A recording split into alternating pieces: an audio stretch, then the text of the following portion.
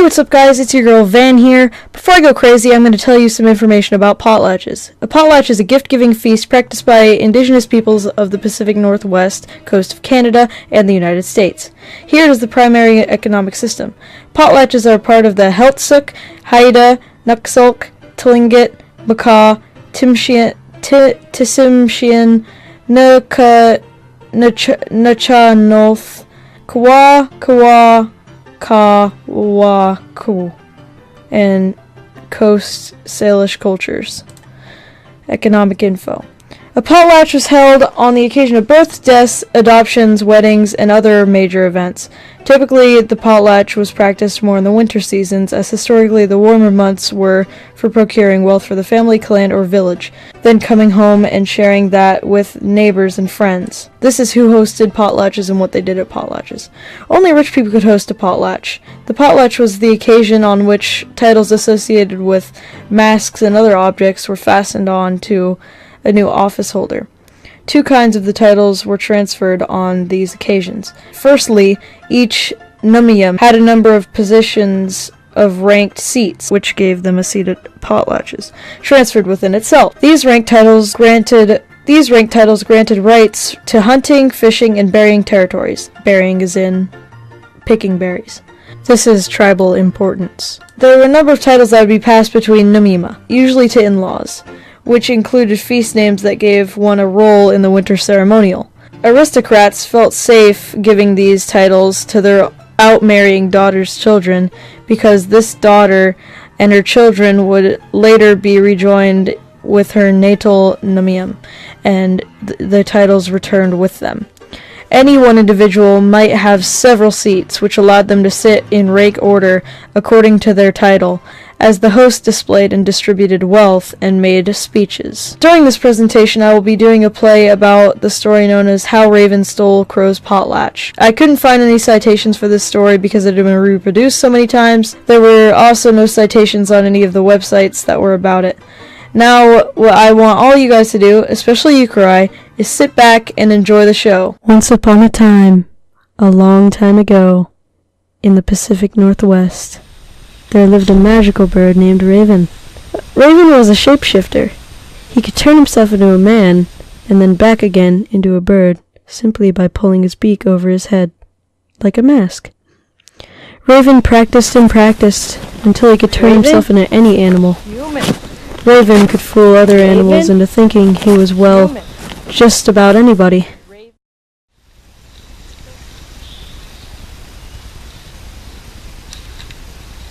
Wow, you look like just about anybody. Thanks, man.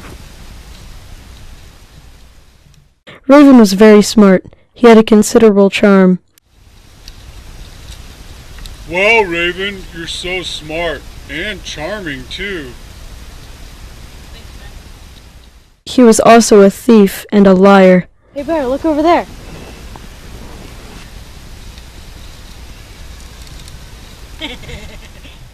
Raven used his charm to make his lies sound like truth.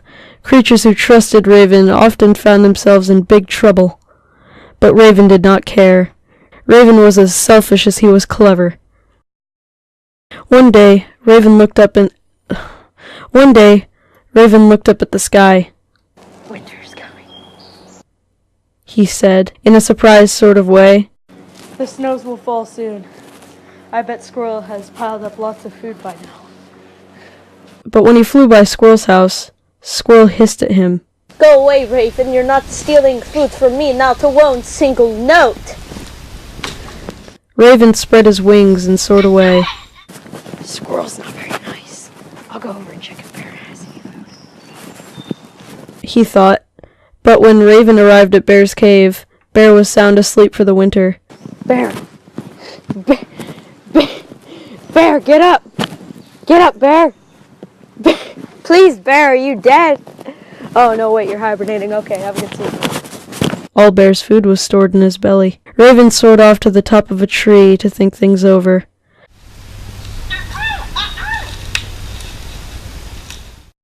An idea took shape in his devious mind. Grinning broadly, Raven soared off in search of Crow. Crow was Raven's cousin. Raven called out when he spotted him. Crow, everyone's talking about your beautiful voice. I can't wait to hear you sing. Crow knew Raven was selfish. Crow knew that Raven was a thief. He knew that Raven often lied. Just the same, it was hard to resist Raven's charming compliment. Crow did have a beautiful voice. It was his one vanity, as Raven well knew. Potlatch is a huge party. It would take all my winter storage as a food to feed all my guests. And what about all the cooking and cleaning? Sighed Crow. Raven smiled warmly at his cousin. I'll help you get ready. Oh, Crow, I'm so proud to be related to you. I can't wait to hear you sing. That very night, Crow and Raven began cooking.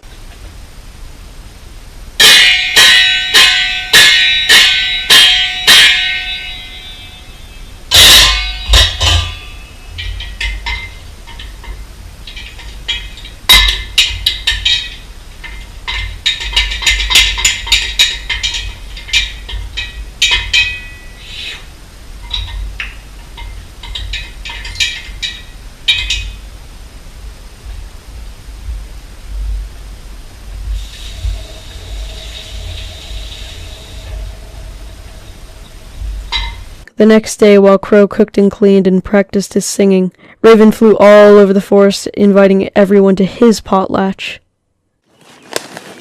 Come to my potlatch. Come to my potlatch.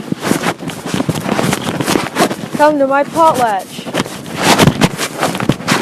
Come to my potlatch. Come to my potlatch. Raven told all the animals in the forest. Crow worked and worked, cooking and cleaning, while Raven flew all over the forest, inviting everyone he saw.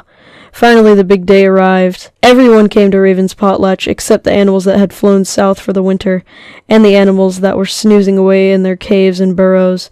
Everyone, that is, except Squirrel. Raven had not invited Squirrel. There's Elk. Raven called out. Raven soared off, supposedly to see who else was approaching. Instead, Raven circled around and landed behind Crow's house. Raven used his magic powers to turn himself into Elk. He hurried to Crow's front door.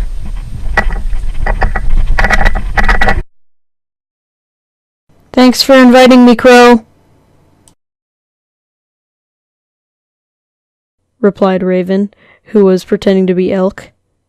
Raven the Elk lowered his head and entered Crow's house.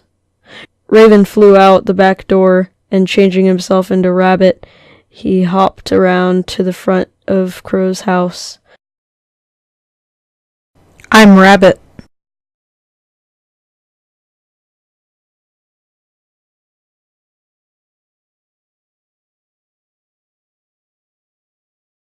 "Welcome, Rabbit. How you doing? Good? Come on in," cried Crow excitedly.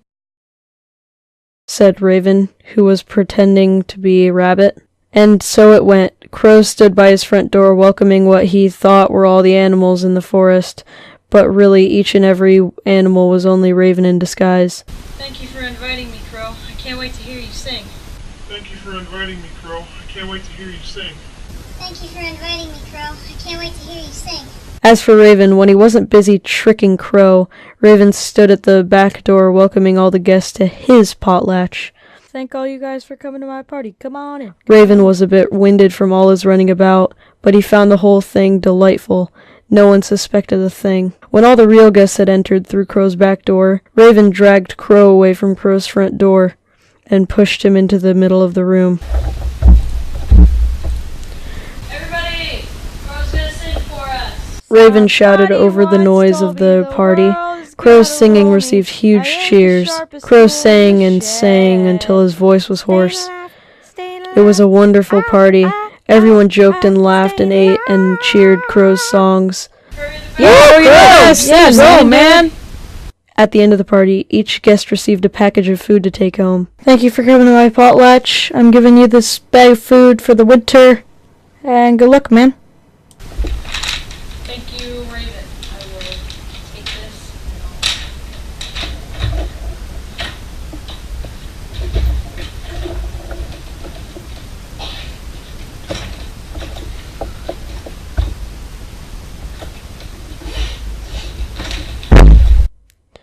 Each guest thanked Raven. He tried to tell his guests that this was his potlatch, but Crow's voice was gone.